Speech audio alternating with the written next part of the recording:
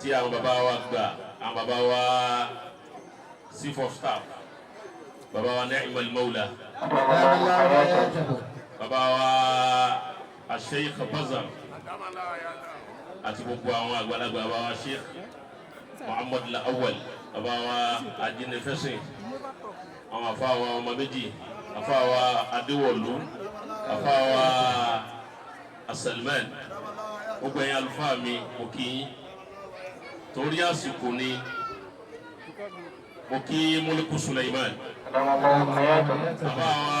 tí wọ́n kọ́ sọ̀rọ̀ yìí Òjìbára tiwa lókè àbùmù àwọn afáàgbànú tí Ádámù aróyìn Òjìbára púpọ̀ àṣepọ̀ wọn lẹ́yìn náà Ọlọ́run di àríyìn pẹ́ mo kí gbogbo jama assalamu alaikum wa rahmatullahi wa barakatuh. Wa alaikum assalam wa rahmatullahi wa barakatuh. bàbá wa Nakibul Ashraf radiyallahu ta'ala anhu. mo dúpẹ́ pé Ọlọ́run fún mi ní yọ̀ǹda àti wà ń bì yìí láti 90 years. gbèsè ní èmi náà wá san. torí wípé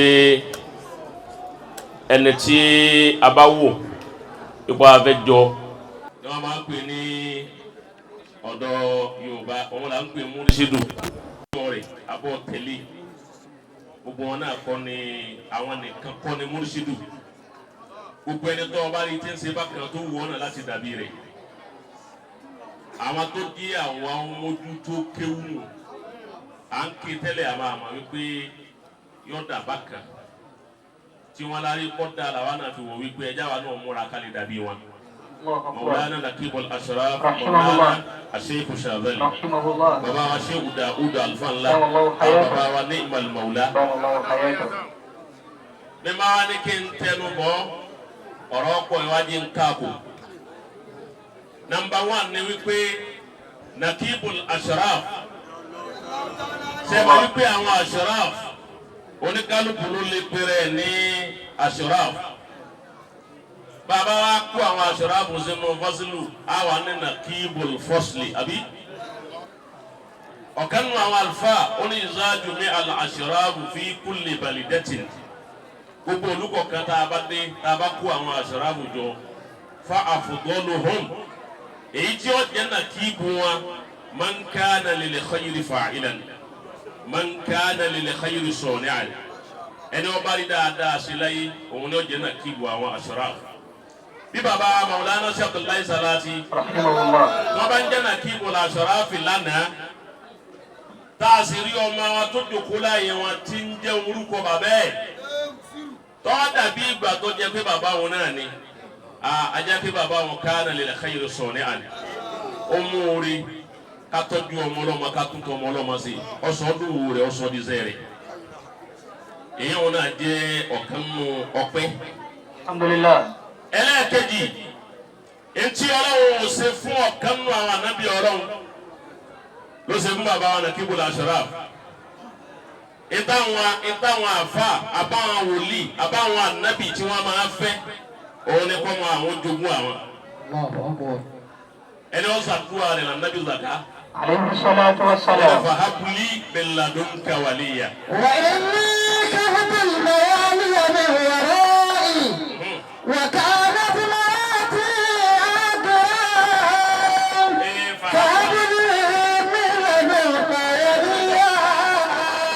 ọmọ yẹn ọ̀ka ọtọrọ ẹ̀dá kun torí Ọlọ́run ẹ̀dá kun àwọn aláròyé ọ̀dákẹ́ torí Ànábì Muhammad. Anabi Zaka tọrọ ọmọ kan waliyan wòlíì kan náà lọ tọrọ lọ́dọ̀ Ọlọ́run sì fún ọmọ kan náà. Ibo Ọlọ́run wá gbàdúrà Anabi Zaka. Alayhi salatu wa salam. Tọ́yọ̀ ń da ọmọ kan mú tí sì ń jẹ́ wòlíì. Anabi Zaka wa ní yẹrùsù ní àdúrà méjì àdúrà mẹ́ta ló ṣe yẹrùsù ní wá yẹrùsù mi láàyè.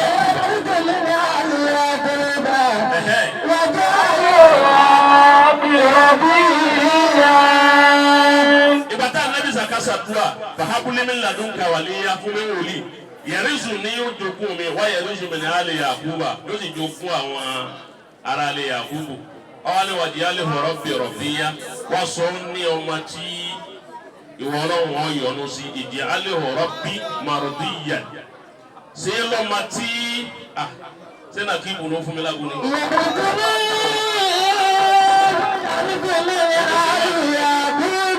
ọ̀dọ̀ mọ̀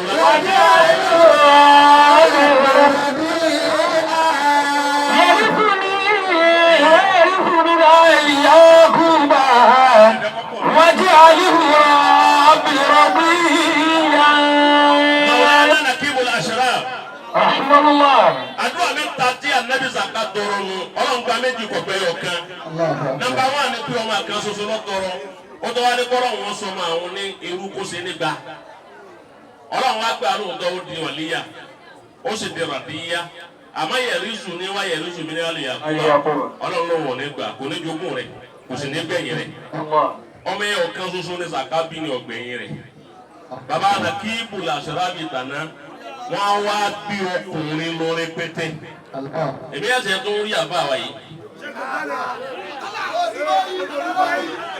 tó bẹ́ẹ̀ bẹ́ẹ̀ ẹ̀ máa pàdé wọn àmì lẹ́ẹ̀ máa fi dá wọn mọ̀ wípé ọmọ Nakibu rẹ̀ gbogbo ntọ́nà wọn ṣe fún bàbá Mawlana Nakibu Al-Ashrafi wọ́n wá jẹ́ awliya Allah alhamdulillah wọ́n sì jẹ́ ẹni tí ọgbẹ́yìn bàbá alhamdulillah àmì ni ó di ọ̀rọ̀ méjì àbí ọ̀rọ̀ ẹlẹ́ẹ̀kẹta òun ni wípé anabi Yusufu alayhi salatu wa salam aya kan bẹ́ẹ̀ nù suratu Yusufu ti pé ọ̀sọ̀rọ̀ bìdọ́ àdìhí kìíní. walamma fatahu mata'ahum. àwọn ọmọ ìyá rẹ̀ tí wọ́n lọ lè rajà lọ́dọ̀ Yusufu ńjọ́ kìíní àná ọwọ́ ni wọ́n tajà fún wọn wọ́n ti sanwó fún Yusufu nígbà wọn sanwó tán anabi Yusufu wa ni kí wọ́n dọ́gbọ́n fi owó wọn wọ́n fi sí bí ẹrù wọn kí wọ́n páàkì ẹ̀pọ̀ mẹ́rù wọ́n wá páàkì ẹ̀pọ̀ ńjọ́ náà nígbà wọn wá délé lọ́dọ̀ bàbá wọn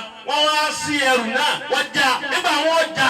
wajadu bidatahu ruddat ilayhim. wọ́n rí bìdọ́ àwọn owó tí wọ́n fi rajà owó tí wọ́n kó fún anabi Yusufu kí wọ́n fi rajà ńjọ́ náà wọ́n wá bá nú ẹrù padà. Qalu ya bana. Wọ́n bàbá wa. Ma nabghi. Ìgbà tí Yusufu ní kí wọ́n mú ọmọ ìyá àwọn wa, Bùnìyámínù kí wọ́n mú wa, bàbá wa ló wọ̀n nígbà kí wọ́n mú lọ, wọ́n ní ma nabghi kí la tó fẹ́ kọkùnrin yóò ṣe fún wa. Hàṣí ìbátúlẹ̀ rúdàtì ilayna. Ìmọ̀ fẹ́ kéwúdé náà nù, hadhihi bida'atuna. Rúdàtì ilayna. Ṣé bó wọ́n ọjà tá a san fún tá a rajà lọ́dọ̀ rẹ̀ owó òun náà lọ dá padà fún wa yìí. Bàbá wa Nakibu Al-Ashrafi tàná bìdọ́ àti wọn náà tí wọ́n rà lára Sheikh Adamu hadhihi bida'atuhu rúdàtì ilayna. Owó táwọn náà sanwó sí Adamu ni pé wọ́n dúró ti ẹ̀yìn Sheikh Adamu. Ọlọ́run wa nígbà tó dúró ti ọjà tó rà ní àtọwọ́ àtọjà yìí dá padà fún wọn náà. Alhamdulillah. Láti 19 years gbogbo àwọn halifa láyé halifa tí ó bá tó halifa tí bàbá rẹ̀ náà sì ṣiṣẹ́ fọmọ rẹ̀ ọgbẹ́yìn rẹ̀ ọdún mẹ́ta náà ni wọ́n fi lò lẹ́yìn ọdún mẹ́ta wọn mara rè 19 years ní Nakibu wa tó ń yá yìí ọwọ́ àjọba bẹ́ẹ̀. Fatashabbahu in lam takunu mithlahu. Bàbá yìí ṣe dáadáa la fi fọ́ fún bàbá. Inna tashabbuha bir-rijali falahu. Eléyìí sàlífà ti gbá díà. Fatashabbahu in lam takunu mithlahu. Ẹni tí ọ̀gá rí bí bàbá wa Mawlana Shehu Salati ti rí. Inna tashabbuha bir-rijali falahu. Mawlana Nakibu Al-Ashrafi tàná ọmọlá àwọn tọrọ Ọlọ́run kò sí àwọn ọmọ tèmi náà báyìí. Àmín. Ọlọ́run ṣe dáadáa fún ilé Salati. Alhamdulillah. Olókùn wa àlùfáà àtẹ̀mí náà tá a jọ ń bẹ inú tẹ̀júwìdì tá a máa kéwù ilé kéwù tẹ̀júwìdì tá a máa ké táwọn àbá máa kọ́ wa.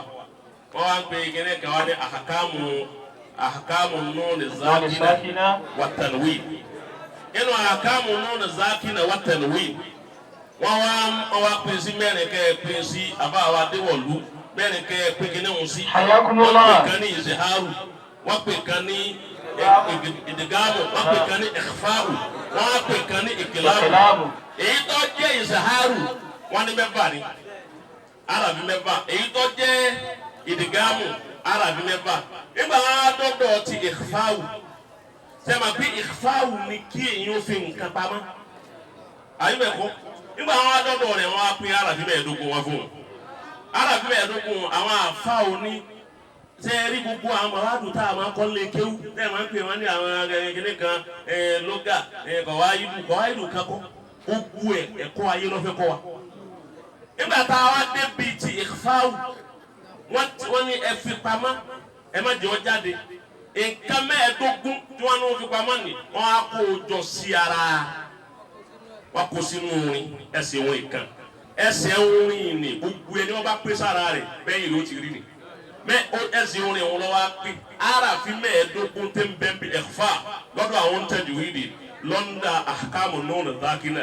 pàtẹ́nuwé ni mẹ́ẹ̀ẹ́dógún ni bàbá wa Nakibu Tana ni wọ́n kọjá lórí ẹ̀ wọ́n paasi òun ló bí bàbá yìí.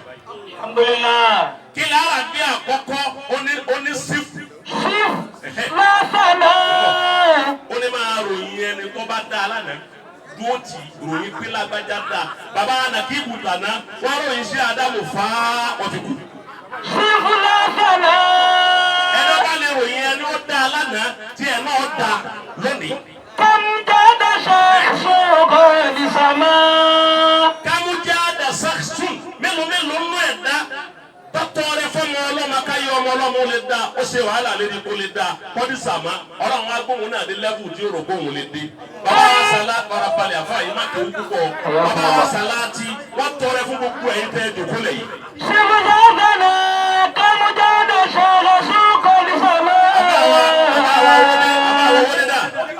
àbá àwọn owó dídà tọ̀ àbá ẹ̀wò Kamujada saksun. Kam jada shakhsun qad sama. Nakibu Tana lọ́sọ̀ yìí di bẹ́ẹ̀ ti da yìí. Kam jada. àbá wa awaluzali hinna zala awaluzalati bàbá wa Tana ni wọ́n ṣe ẹni wọ́n bá lè ṣe bẹ́ẹ̀ tiẹ̀ n'o rí báyìí. Dúmútọ̀ ìbá. Ìbá máa bẹ tó fi lo ayé rẹ tán lọlẹ̀ má lo ní èèyàn má lò lòkulò má wọ ẹgbẹ́ tí ò da Mawlana Nakibu Al-Ashrafi kọ̀sẹ́ni tí ó mà wípé asikaru ni wọ́n fi ní gbogbo ńtọ́lọ̀ ń ṣe fún wa láyé dúmútọ̀ ìbá Dúmútọ̀ ìbá. wọ́n máa bẹ̀rẹ̀ ní tí ó mà pẹ̀lú ọlọ́run fún ìrọ̀lẹ́ náà. wọ́n máa lékún bẹ̀rù ọlọ́run Mawlana Nakibu Al-Ashrafi lọ́ba ṣe wá sí dáhàrin ìka wọn máa sunkún lọ́dọ̀ àbá wa àsìkúnlẹ̀ láwùzání ìjọ wọn ṣe wá sí wọn tí wọ́n ń sọ̀rọ̀ arákùnrin kan tọrọ ẹ ti ń fi alukuraani bẹlọ wọ́n padà sí kuraani tí o sì ń kankan bẹ̀ ma wọ́n sun ẹkún jọ́nà bí gbàgbọ́ jẹ kọjọ́ náà wọ́n kúrò láyé ni. nígbà wọn sọ̀rọ̀ àwọn nìkan làáfà nípa kúnlẹ̀ yóò báyìí àwọn nìkan làáfà tó sọ̀rọ̀ sínú tó sọ ní kẹsẹ̀tì kan fún ọ̀rọ̀ sínú gbogbo àwọn àfa àti àbá ń ṣe wá síbọ̀ tá a bá débi ọ̀rọ̀ sínú àáfò ní àwọn ọmọ tí wọ́n ń so. Mawlana wọ́n fi odidi Ramadan ọgbọ̀n wọ́n fi tírìtì ọ̀rọ̀ sínú wọ́n fi tírìtì ẹ̀. ìbẹ̀rù ọlọ́run ní kẹsẹ̀tì wọn bẹ́ẹ̀ lẹ́dọ̀ ní fídíbí tó bọ́nu àbá àwọn ní dọ́. gbogbo ẹni pàjá alábòsí máa kún lẹ́yìn gbogbo àwọn tó sàbòsí pẹ̀lú sí Ádámù lánàá tí wọ́n sàbòsí pẹ̀lú bàbá wa Mùdírù lánàá Mawlana Nakibu Al-Ashrafi ẹ̀mí wọn tán lérí wípé ẹ̀ ní bu ọmọ àfa mi sí ètò tán lérí ẹ̀nu ẹ̀sà tọ́lọ̀ wọn sàn rèé ẹni tọ́ba lòun ò ní ṣe báwọn ti ṣe lánàá òun náà ò ní rírú ẹ̀san tí wọ́n rí yìí gbà subhana rabbika.